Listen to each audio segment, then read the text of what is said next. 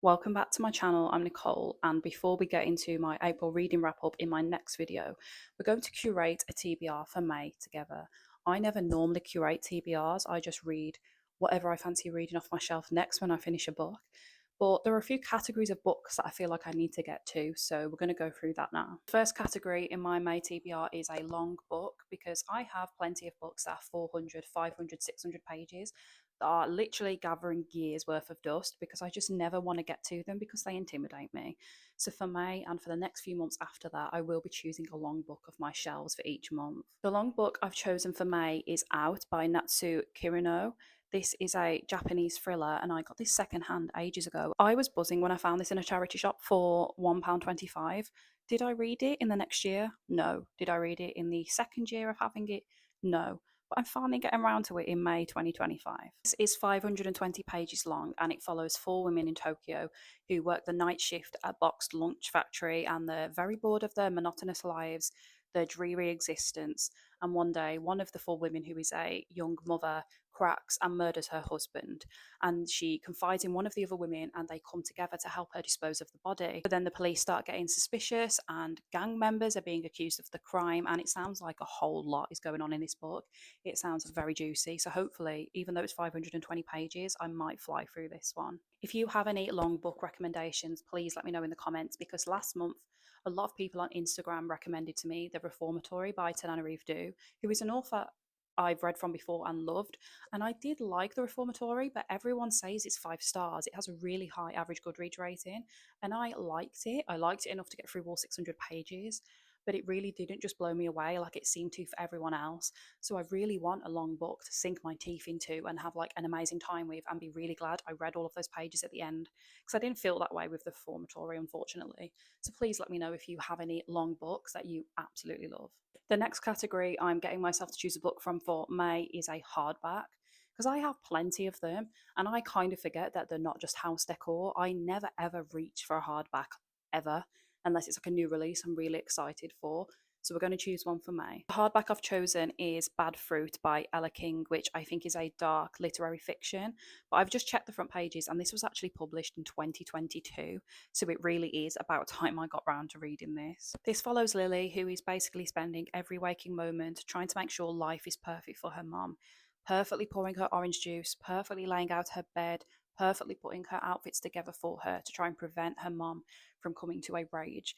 But her mum starts becoming more irate and dangerous, and as she starts to spiral, Lily starts to remember the repressed memories that she has locked away for a long time. My next category for my TBR is a new country, so reading a book from a country I've not read a book from before, because in the past year or so I've been trying to do the Reading Around the World challenge, reading from every country in the world, and it's kind of taken a back seat recently and I've not really been focusing on it too much. So I'd really like to start implementing at least one book a month where I'm reading from a new country. The book I'm choosing to read in May is Elevator in Saigon, which is set in Vietnam and translated from Vietnamese. If you are looking to read more diversely and read from different countries around the world, this publisher, Tilted Axis Press, are a brilliant publisher's catalogue to look through because they specifically publish really diverse books from people all over the world, from bunches of different languages, and they have so many great books, so I really recommend them as a publisher. This follows a Vietnamese woman who lives in Paris but has gone back to Saigon for her estranged mother's funeral because she finds out that her brother was putting on a lavish ceremony for the new elevator in his home, which is rumoured to be the first private home elevator in the country.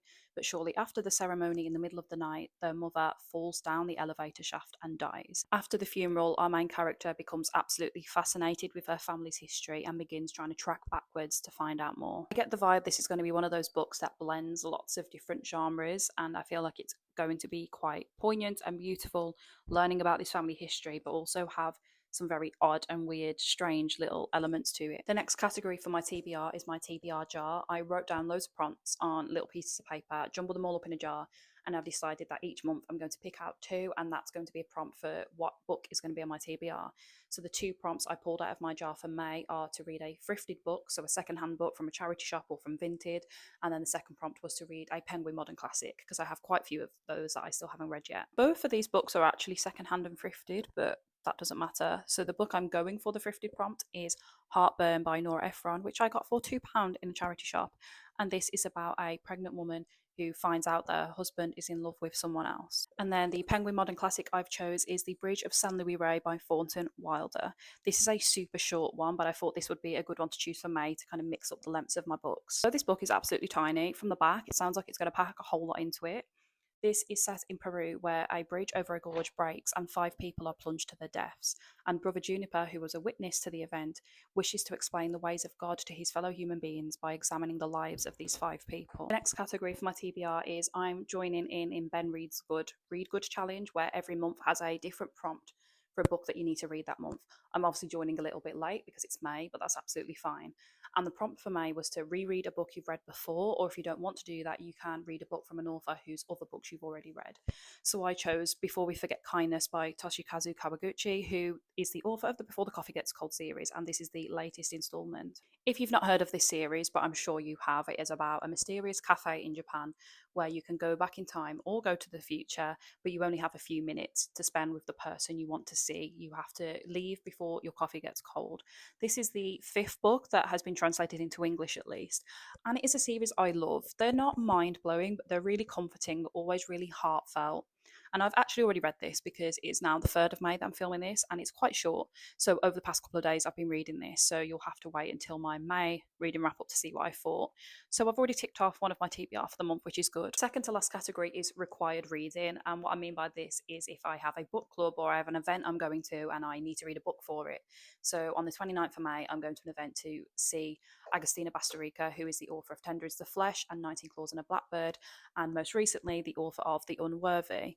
So I need to read this before the event. I love Agostina Bastarrica. I did start reading this a long time ago when they sent me an early copy. I read 100 pages, which is quite a lot because it's only a short book, but I put it down because I just felt like I wasn't in the right headspace. I felt like I wasn't understanding anything. Nothing was just going into my brain. I feel like I was having to read sentences again and again. So I just put it away and I knew I'd just come back to it in a better frame of mind at some point. And now is that point. So I definitely need to get to this before the end of the month. I'm probably going to read it sooner to the event so it's fresh in my memory. And I know I will love it if I spend my time with it, really savor it, really focus on it in the peace and quiet when no one else is at home. I do wish I had the American cover though. This is a very disturbing and bleak story about a convent named the House of the Sacred Sisterhood. The last category is me and my best friend Tom every so often will lend each other a book that we want the other person to read. I recently lent him My Death by Lisa Tuttle, which is a book I absolutely loved. And he originally lent me Ariadne, and I got 20 pages in and I just couldn't cope with it. I really don't enjoy mythology. So he kindly took it back and instead has lent to me A Man Called Ove by Frederick Backman, which is a book I've always considered reading. I thought I might like, but not a book I would ever rush out to buy, go out of my way to read. So now that someone is forcing me to read it is probably the only time I would read it. I have started this, but I'm literally only 10 pages in. But this is about a grumpy old man called Ove who thinks everyone else around him are just a bunch of idiots. And then I believe the rest of the story is him being enlightened and coming to realize the beauty in the world and how nice people can be. Most people say it's really emotional and heartfelt, so hopefully I feel the same way. So those are all of the books on my TBR. I will likely read more books than this, but whatever else I read will just be a choice in the moment. It'll just be reading by my mood. But those are the ones I will definitely be reading this month. If you have read any of those 8 books, please let me know what you thought of them, and I will be back soon with my April reading wrap up.